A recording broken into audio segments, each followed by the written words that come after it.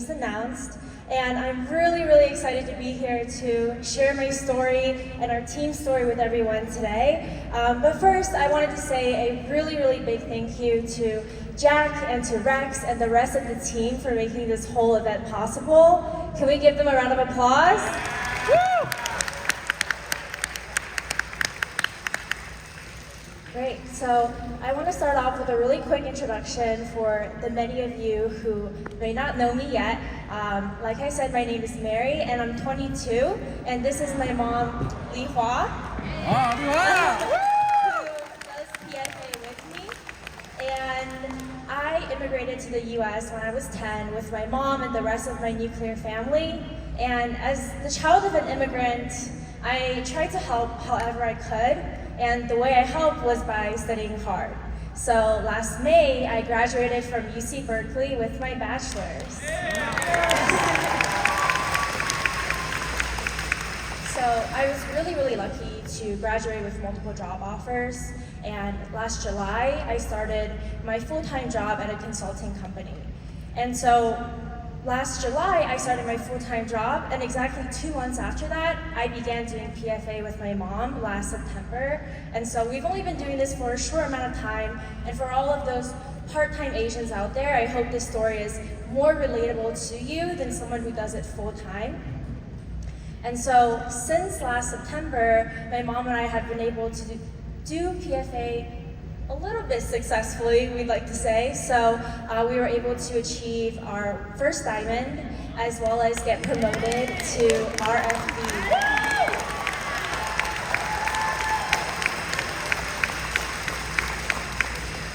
Yep, and so along with that comes all the perks, right? And we qualify for the super and the elite trips. So I'm really, really, really excited to see everyone in London and Ireland this summer. And also we qualify for deferred compensation as well. And we just opened our very first office in Irvine, California.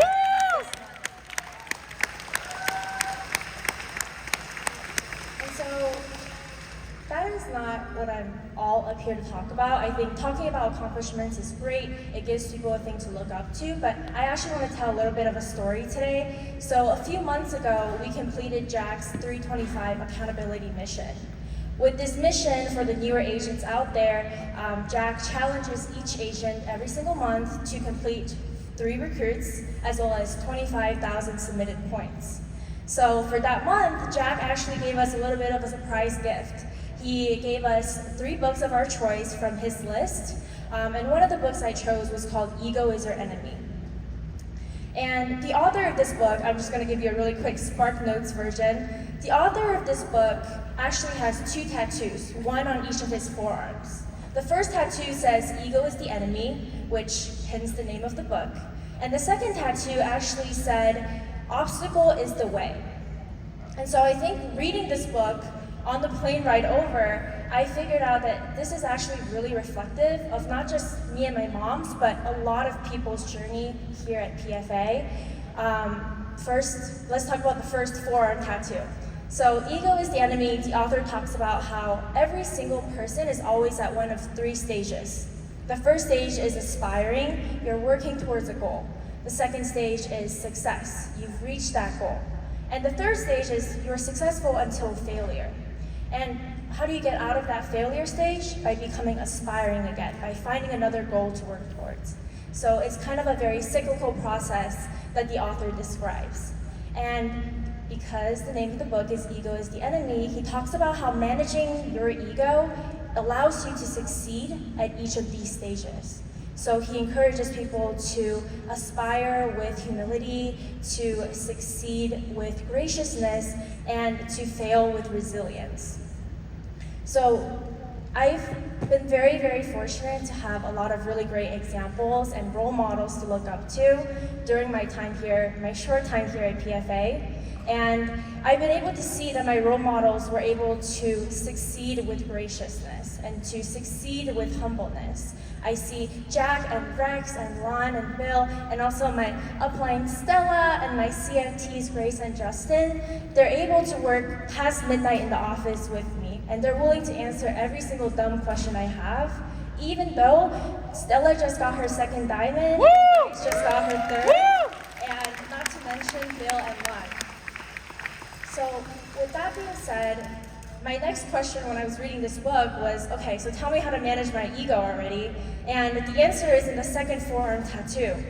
The second forearm tattoo says obstacle is the way. And right now I'm faced with two choices, right? The first choice is I could stay with my full-time job. It's comfortable, it's predictable, it's a paved road, and I'm able to really do PFA part-time, but there's always an excuse, right? Like, okay, I'm kind of tired of PFA now, so I'm gonna focus on my full-time job. And the other choice that I have is to do PFA full-time. To be able to go down this unpredictable road that's very challenging, but also it's limitless. You can't see, the potential is limitless, and you can't exactly see your future, but you know that you have the ability to achieve what many of these people sitting up in front do. And so with that, I'm really happy to, I guess, kind of announce to everybody that starting in July, I'll be taking a leave of absence from my full-time job and working full-time on PFA. And so with that being said, I wanted to pass the mic off to someone who keeps my ego in check very successfully, and who is my constant support system, my mom Lihua, to say a few words. Hello everyone, this is the proudest moment for me. And I like the Mary's mom, this name, I love it. Last year, July, I saw the big leader Lan and Bill standing successfully on the same stage.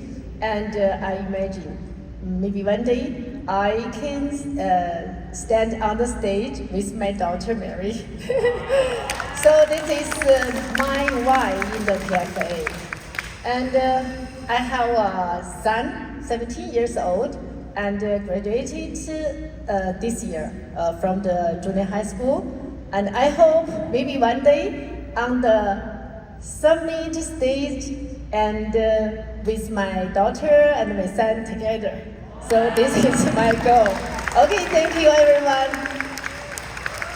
Okay, if it's possible, can we have Jack and Rex as well as Bill and Mark?